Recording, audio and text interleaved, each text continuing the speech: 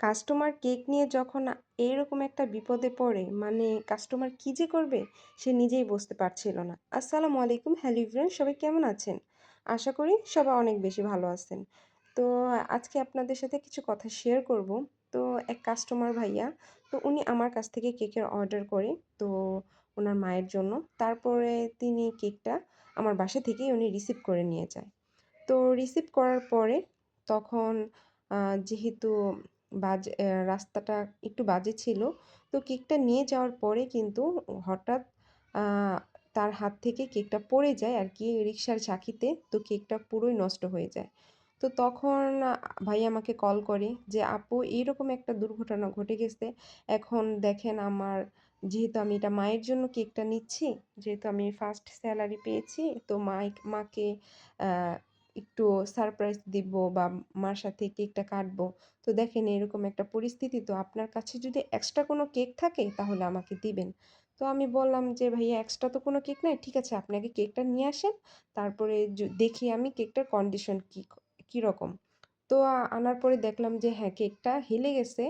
তো কেকটা ঠিক করা যাবে। তো ভাইয়াকে বললাম, "আপনি আমাকে কিছুটা সময় দেন। আপনার হাতে যদি সময় থাকে তাহলে আমি কেকটাকে আবার ঠিক করে দিচ্ছি।"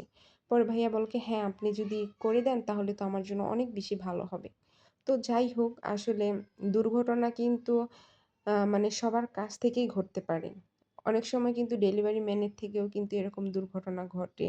কাস্টমারের কাছ থেকে দুর্ঘটনা ঘটে। আসলে কেক এমন একটা সেনসিটিভ জিনিস যে এটা খুবই কেয়ারফুলি ভাবে নেওয়া লাগে।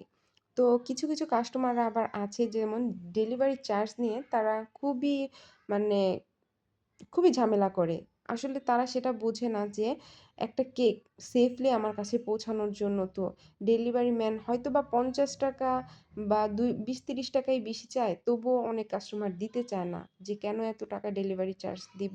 কারণ সবাই কিন্তু তাদের স্পেশাল দিনের জন্য কেকটা অর্ডার করে, তো সেটা কিন্তু খুব সুন্দরভাবে তার কাছে পৌঁছে দেওয়া লাগে।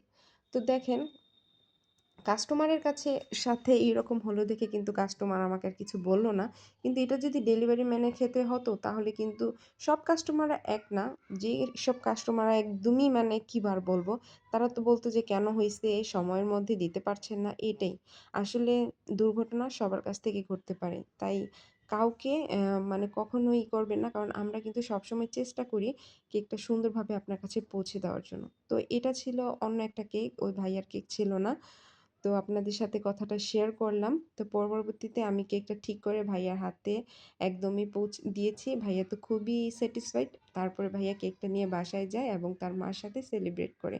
তো যাই হোক, তো সবার জন্য অনেক বেশি দোয়া যে আর ভালোবাসা। আর সবাই আমার জন্য একটু দোয়া করবেন, যাতে করে আমি ভবিষ্যতে এই কেকটা, যেহেতু আমার একটা প্রফেশন, আমি এটা অনেক মানে যত্ন সহকারে না। করি এটা নিয়ে যাতে আমি অনেক দূর আগাতে পারি।